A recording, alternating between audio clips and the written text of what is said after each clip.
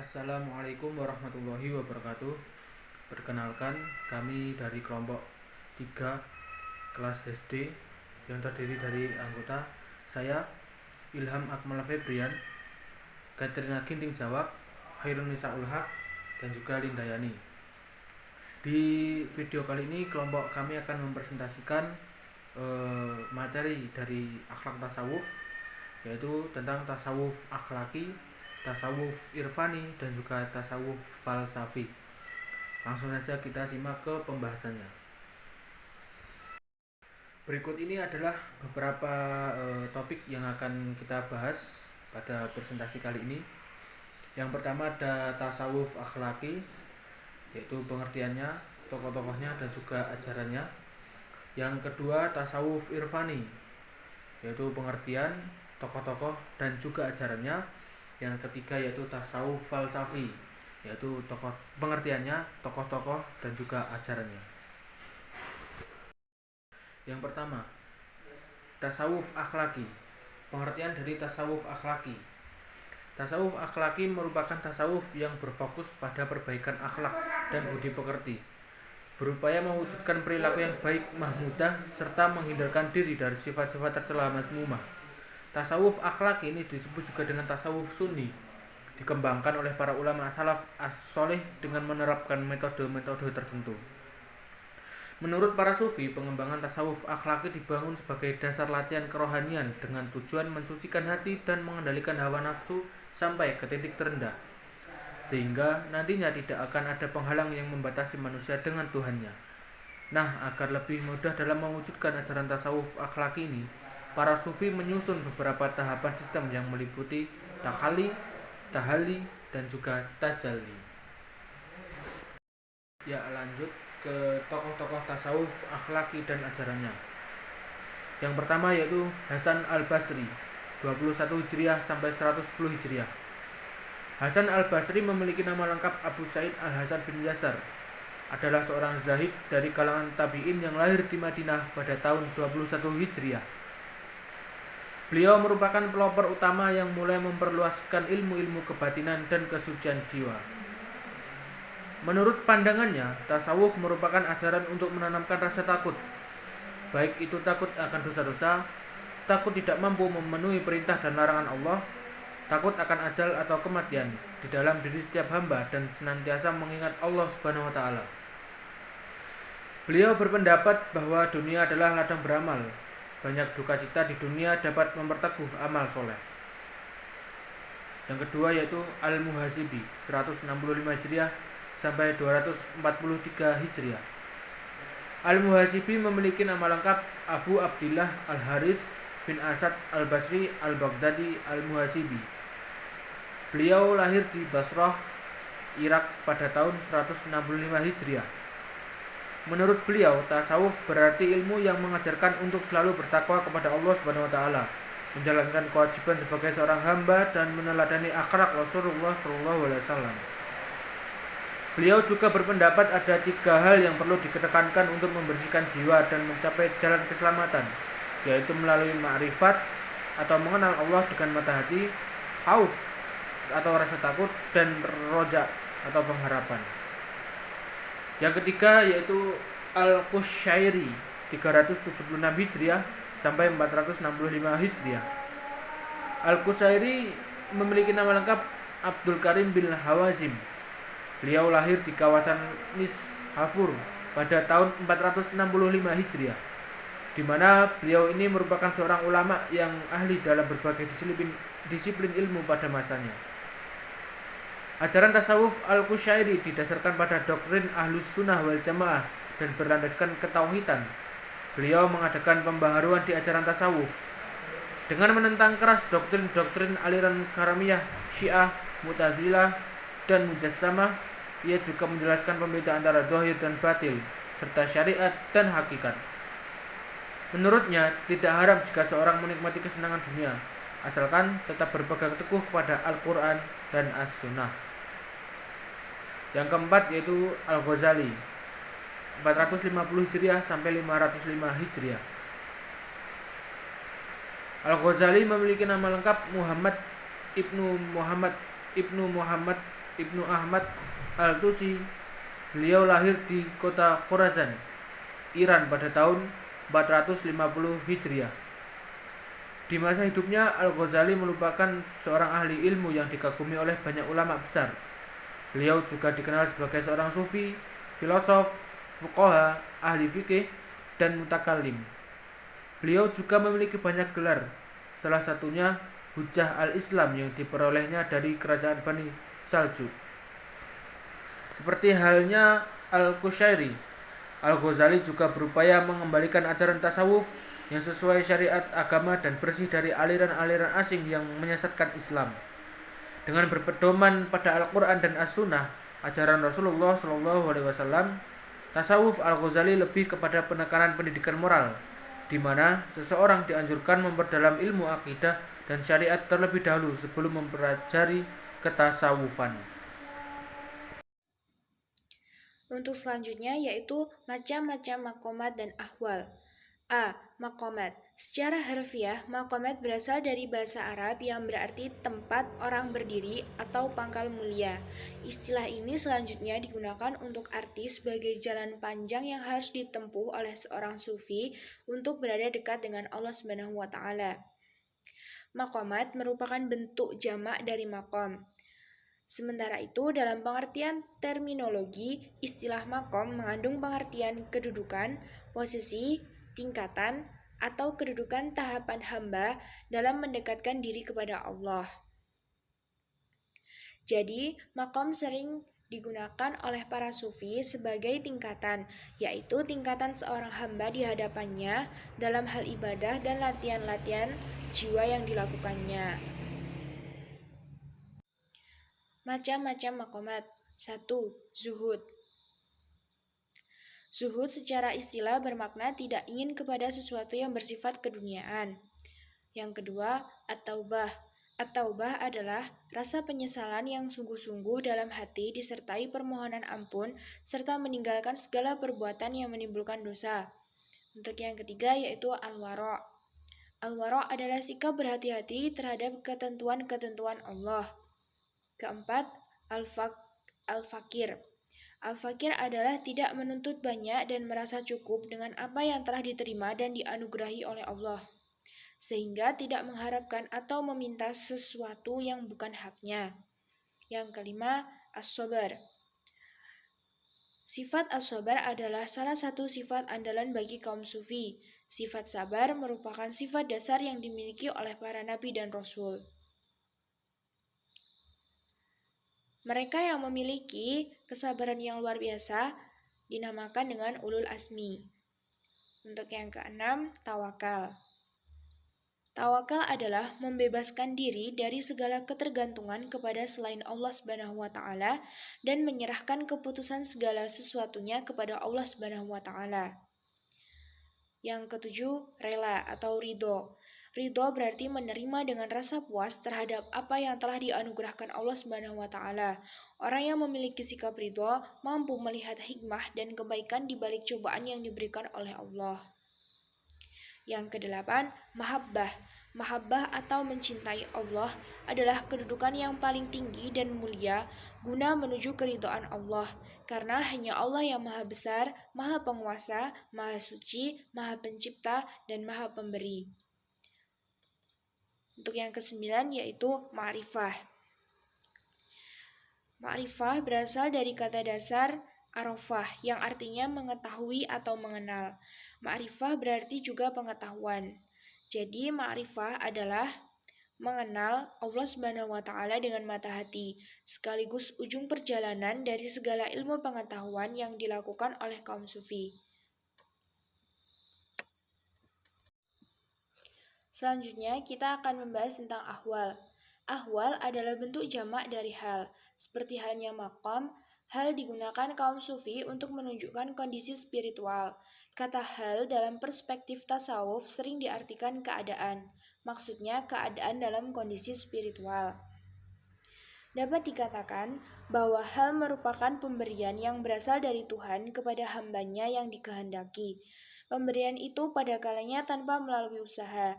Tidak semua orang berusaha itu berhasil. Namun yang menjadi dambaan bagi setiap orang yang menjalani tasawuf, hubungan antara usaha dan hasil dalam perkara ini tidak bersifat mutlak. Macam-macam ahwal. Yang pertama, muhasabah dan muraqabah atau mawas diri dan waspada. Muhasabah ialah meyakini bahwa Allah mengetahui segala pikiran, perbuatan, dan rahasia dalam hati yang membuat seseorang menjadi hormat, takut, dan tunduk kepadanya. Sedangkan muraqabah yaitu adanya kesadaran diri bahwa ia selalu berhadapan dengan Allah SWT dalam keadaan diawasinya. Untuk yang kedua yaitu hub atau cinta.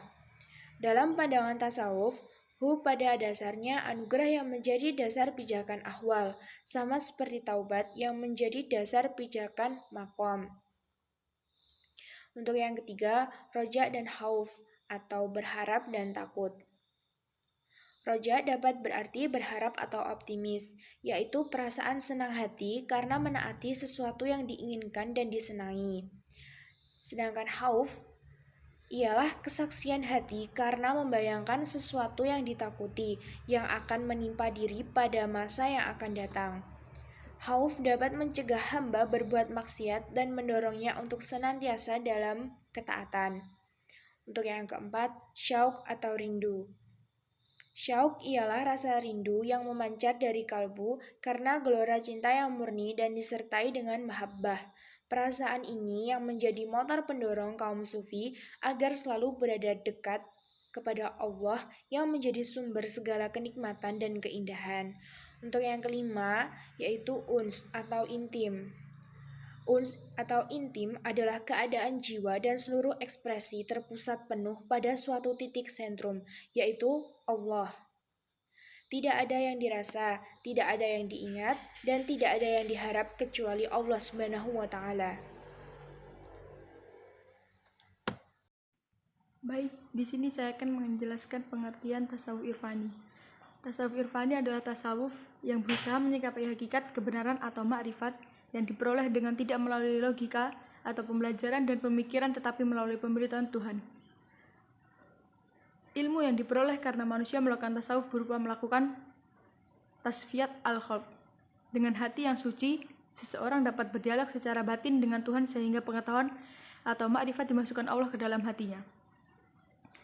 Ajaran irfani sudah ada bersama kehidupan manusia. Jika seseorang tidak menginginkan akalnya hanya terbatasi oleh materi dan memandang dunia ini sebagai materi semata, begitu pula apabila ia tidak ingin melihat bahwa dunia ini hanya bersifat rasional. Tidak seluruh irfani memiliki substatis ajaran agama, baik dahulu maupun sekarang. Selanjutnya yaitu tokoh-tokoh tasawuf irfani. Di antaranya para tokoh tasawuf irfani adalah Robiah al-Adawiyah, Zul an-Nur al-Misri, Abu Yazid al-Butsami, dan Abu Mansur al-Hal. Robiah al-Adawiyah. Dalam perkembangan mistisme dalam Islam, Robiah al-Adawiyah tercatat sebagai peletak dasar tasawuf berdasarkan cinta kepada Allah. Robiah al-Adawiyah pula yang pertama-tama mengajukan pengertian rasa tulus ikhlas dengan cinta yang berdasarkan permintaan ganti dari Allah. Sikap dan pandangan Robiah al-Adawiyah tentang cinta dipahami dari kata-katanya, baik yang langsung maupun yang disadarkan kepadanya. Cinta Robiah al-Adawiyah kepada Allah Subhanahu wa Ta'ala begitu mendalam dan memenuhi relung hatinya sehingga membuatnya hadir bersama Tuhan. Selanjutnya, Zul an-Nur al-Misri. Al-Misri adalah pelopor paham makrifat. Penilaian ini sangatlah tepat karena berdasarkan riwayat Al-Khatih dan Al-Masudi yang kemudian dianalisis Nelson dan Abu Al-Khadir. Al-Misri berhasil memperkenalkan corak baru tentang makrifat dalam bidang sufisme Islam. Apabila yang pertama menggunakan pendapat Holb yang bisa digunakan para sufi, yang kedua menggunakan pendekatan akal yang bisa digunakan para teolog. Teori-teori itu kemudian dianggap sebagai jembatan menuju teori-teori wahdat asyuhud atau i'tidad, dan ia pun dipandang sebagai orang yang pertama kali memuaskan unsur filsafah dan tasawuf.